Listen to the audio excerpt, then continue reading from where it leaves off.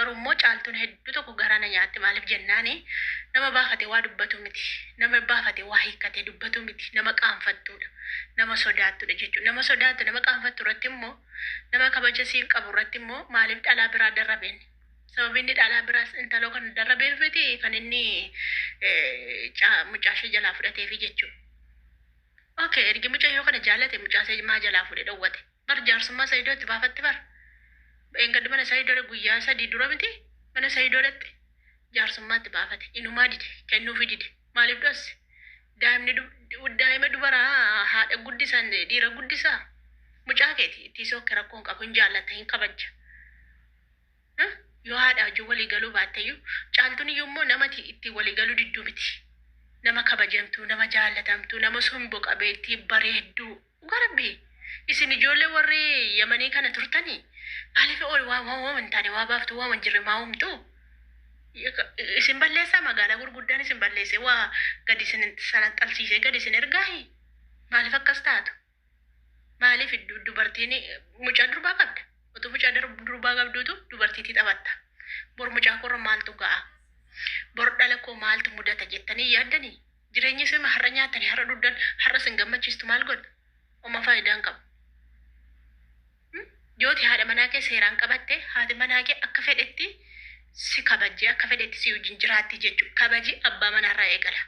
Yoo taaba haadha manaa kee kabajjee haadha manaa kee xiqqeessuu baattee keessummaa yoo sitti dhufee ishee kabajjee haala bareedaadhaan haadha manaa kee yoo hankabaa qabdee kana caalaatti si gammachiiste kana caalaatti jireenya ishee guutummaa siif laatti si wajjin jiraatti jechuudha. Dhiirarraa eegala kabajaan.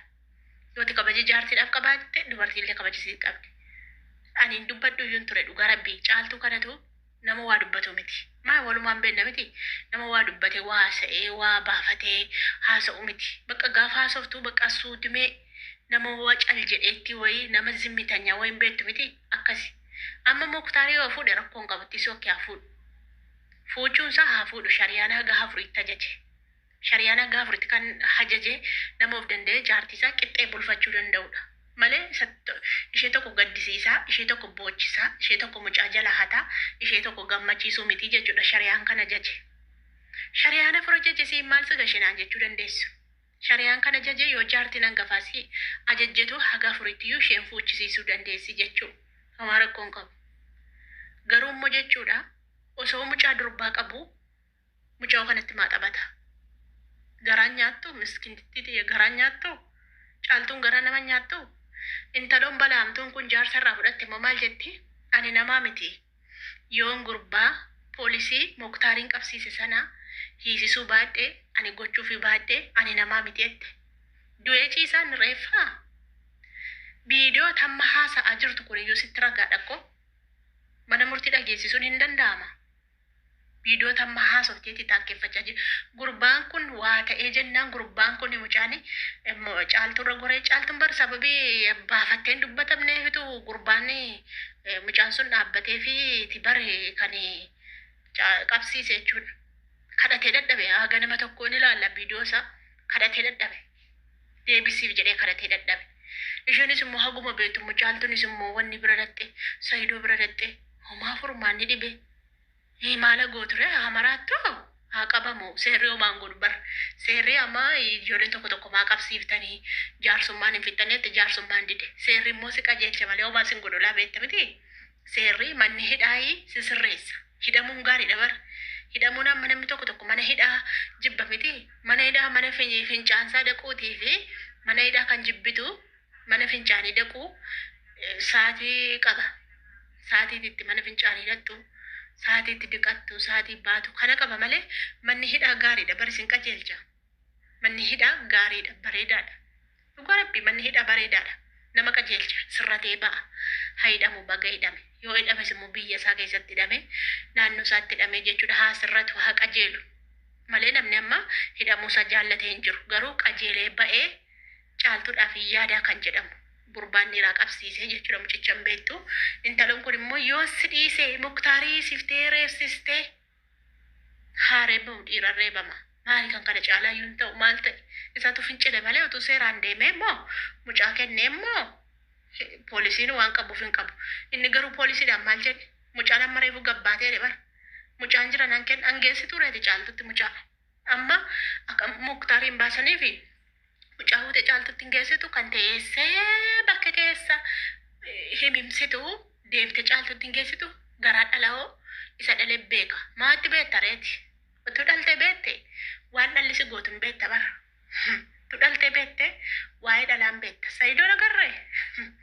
Saayidoo nagarre ijoollee isaatiif jedhee bakka baddaadhaan sayyoodhaan ba'utti jira olii gaddeemutti jira ijoollee isaa barbaachaaf jecha jechuudha joon ja'aa jira waan dhalli nama gootu isuma dhalee beeku beeka kan dhalli namaan beeku yookaan immoo waan haati keessan isiniif taatu beeka haati keessanii isin biyya arabaa baatanii biyya alaa baatanii yeroo itti sirki dawwaltaniif yeroo itti sirki haadha keessanii yookaan immoo maatii keessan dubbistanii akkatti hojiin isin harkaa dhumu mee hubadhaa miirumtii haadha namatti dhaga'amu yoo da'uu baattanii waan haati keessa isiniif taatu isinummaan mataan keessan gaafa haadha keessanii sirkii dawwaltanii gaafa haadha keessan dubbistanii yoo sila duddisin citee hojiin isinitti baay'atee teessanii hojii tokko mana qulqulleessuu yookaan immoo qodaa miiccuu tokko teessanii yaadda'aa jiraattanii yoo sirkiidhaan itti taasoftanii kaatanii utuu hasaabdanii utuu waa'ee isa yaaddatanii utuu biyya keessa deddeemtanii waa'ee isa yaaddanii biyya keessa yaaddaniitu yaadan sirkii dawwaltanii kaatanii